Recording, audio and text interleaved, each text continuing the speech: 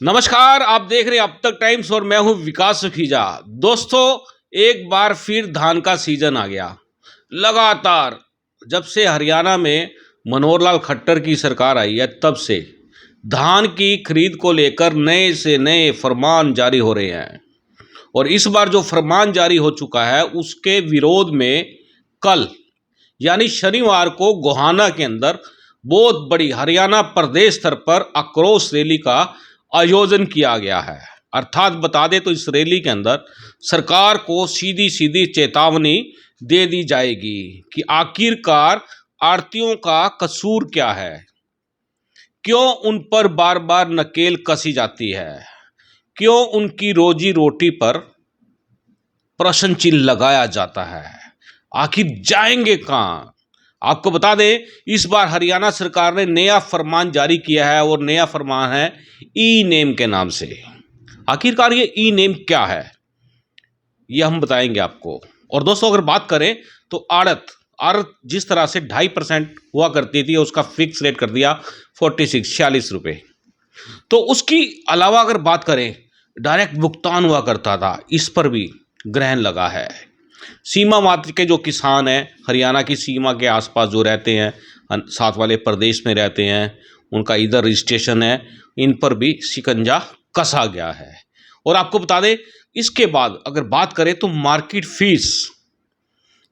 Fees को लेकर भी बड़े मुद्दे इस रैली के अंदर रखे जाने वाले हैं। एक एक चीज़ को आज ब्रीफ कराएंगे। हमारे साथ आड़ती एसोसिएशन के चेयरमैन रजनीश चौधरी जुड़ने वाले हैं, उनसे जानेंगे आखिरकार चल क्या रहा है। दोस्तों, हमारे साथ जुड़ चुके हैं आड़ती एसोसिएशन के हरियाणा के चेयरमैन रजनीश चौधरी। उनसे जान लेते हैं आखिरकार जो आड़तियों पर ग्रहण लगा हुआ है कैसे हटेगा। रजनीश जी, अब तक टाइम्स पे बहुत स्वागत है। धन्यवाद आपका सुखीजा जी। रजनीश जी, किस तरह से ये आड़ती हर बार टारगेट पे आ जाते हैं सरकार पे, क्या चक्कर है, सरकार के साथ लाइजनिंग क्यों नहीं हो पा रही? ये जो सरकार है, ये आड़ती एसोसिएशन को ख़त्म करना चाहती है, मंडियों से आड़तियों को ख़त्म करना चाहती है। ये बड़े बड़े जो व्यापारिक घराने हैं, उनको स्थापित करना चाहती है। इसलिए हर छठे महीने चौथे महीने ये एक नया कानून लाती है, ताकि ये आड़ती जो है खुद ब खुद ही इस काम को छोड़ के चले जाएं। इनकी जो मंशा है वही है। तो आपकी क्या मंशा, आप काम छोड़ के चले जाओगे या और ज़्यादा स्ट्रांग हो जाओगे? हम काम छोड़ के कहाँ जाएंगे, हमारे पैसे लगे हैं इसमें और हमें और कुछ दूसरा काम आता भी नहीं है। जो हमारे कई पुश्तों से हम ये काम कर रहे हैं, हम एकदम को छोड़ के इसको कैसे जा सकते हैं। क्या लगता है, आड़तियों को ख़त्म करना चाहते हैं? कहाँ जाएंगे आड़ती, कहाँ जाएंगे उनके बच्चे, परिवार, रोजी रोटी का भी प्रश्न चिन्ह उठ जाएगा। ये तो हम सरकार को कई बार बोल चुके हैं कि जी हम कहाँ जाएं, लेकिन सरकार की जो नीयत है वो ठीक नहीं है हमारे प्रति। तो रजनीश जी, जिस तरह से अब नया फरमान आया है, हरियाणा सरकार ने नया फरमान जारी कर दिया ई नेम का, क्या प्रोसेस क्या है ये, इसमें क्या होने वाला है? ये जो ई नेम है, इसमें जो जीरी बिकने का जो प्रोसेस है वो ऑनलाइन है। वो ऑनलाइन कैसे है, जैसे किसान अपनी फसल लेके आया, उसकी गेट पे गेट पास कटेगा, उसकी मंडी में आड़ती के पास डेयरी आएगी, ट्रॉली आएगी, उसका वो सैंपल लेके मार्केट कमेटी जाएगा। वो सैंपल से वो उसकी ग्रेडिंग होएगी, भाई कितना इसमें काला दाना है, कितने मॉइस्चर है। उसके फिर ऑनलाइन बोली होएगी। ऑनलाइन बोली वाला कोई भी गुजरात का, बेंगलोर का, कोई भी इसकी बोली दे सकता है और वो उसको माल उसका उठा सकता है और उसको 72 घंटे के अंदर माल उठाने से पहले उसकी पेमेंट की जाएगी, जो बिल्कुल भी पॉसिबल नहीं है।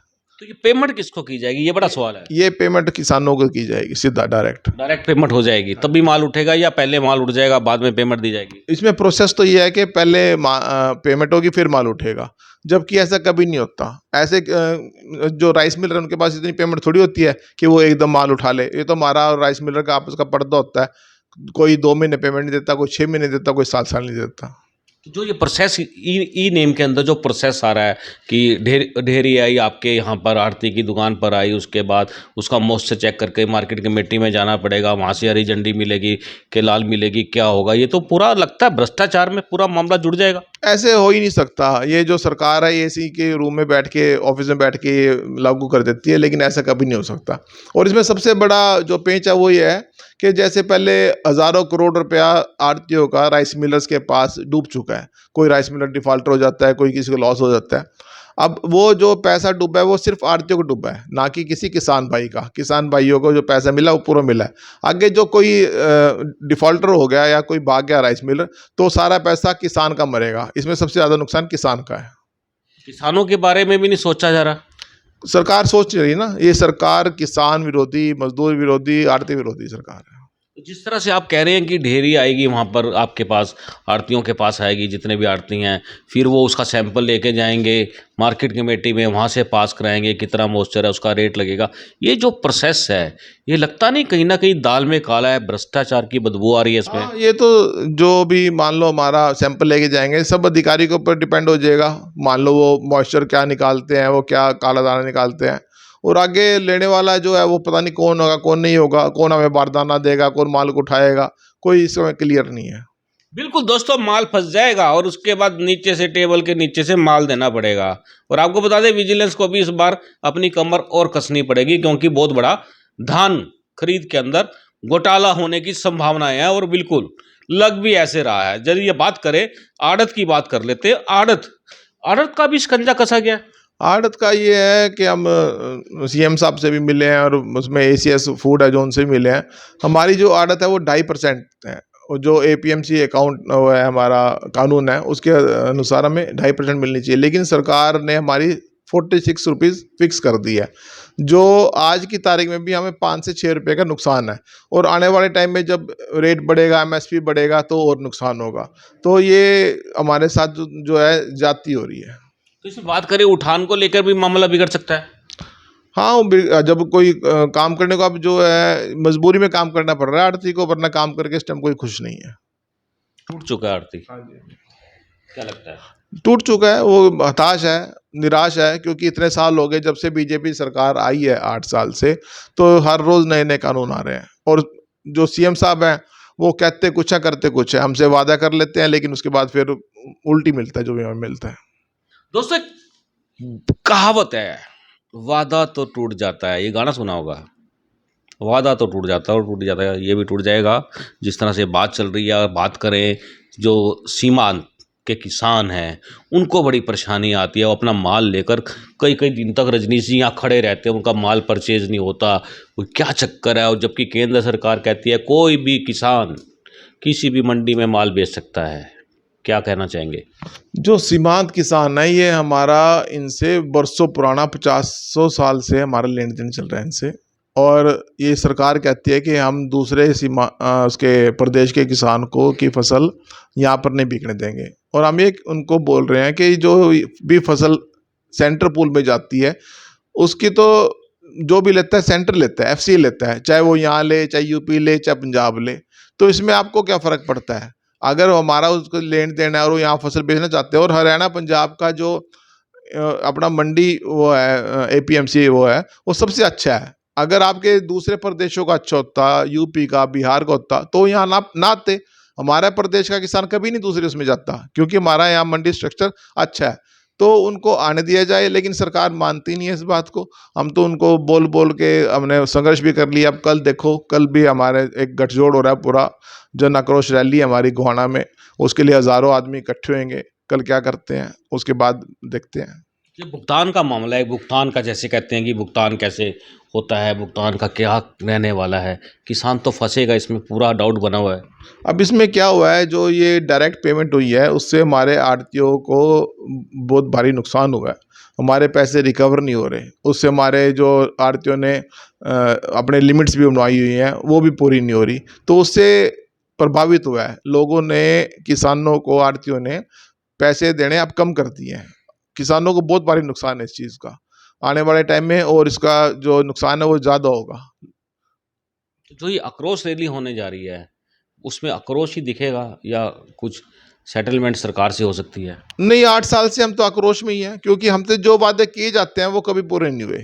जो सीएम साहब हमसे वादा करते हैं वो उन्होंने कभी पूरा नहीं किया आज तक। अगर वो हमसे वो वादा पूरा कर ले तो हम रैलियाँ करने वाले वो व्यापारी थोड़ी हैं। व्यापारी का काम होता है मंडियों में काम करना, अपना देखभाल करना।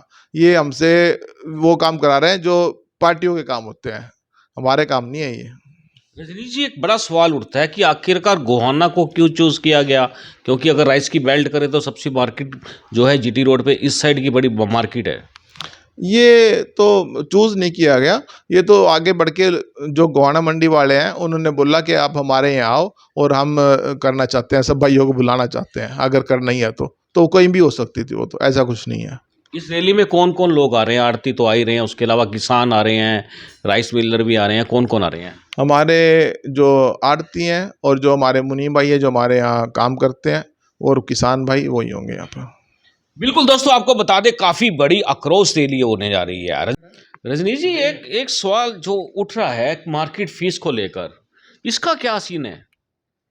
पिछले 2 साल पहले, 1.5 साल पहले हमने सरकार से मांग की थी कि मार्केट फीस को कम कर दिया जाए, और सरकार ने कर भी दी थी, और उससे मार्केट फीस बढ़ गई थी। बल्कि जो 2 नंबर का काम करते हैं व्यापारी, उन्होंने काम बंद करके अपना मार्केट फीस में नंबर 1 में काम शुरू कर दिया था। लेकिन पता नहीं अधिकारियों ने क्या किया क्या नहीं किया, उन्होंने मार्केट फीस दोबारा बढ़वा दी।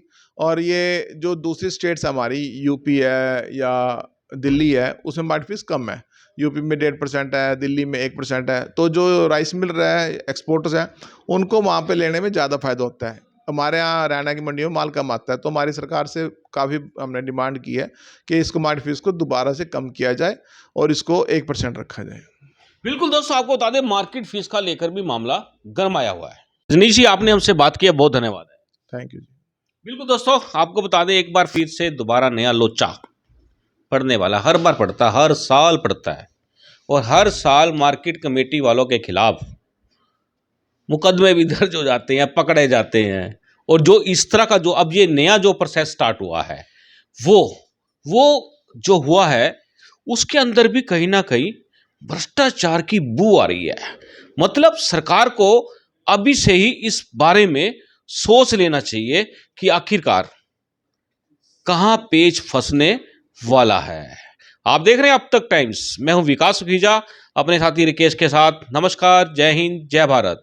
This is important for you and your loved ones. Choose a policy today from Star Health Insurance.